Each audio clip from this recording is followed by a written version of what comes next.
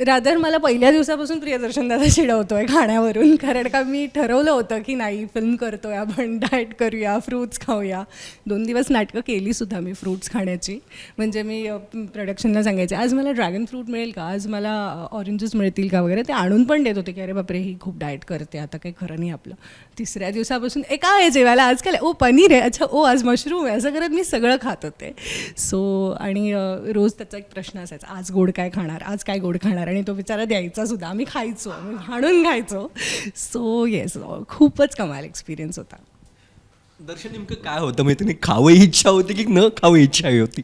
नाही नाही, तिचं पोट तिचं खाणं तिने ठरवावं काय खायचं आणि काय नाही.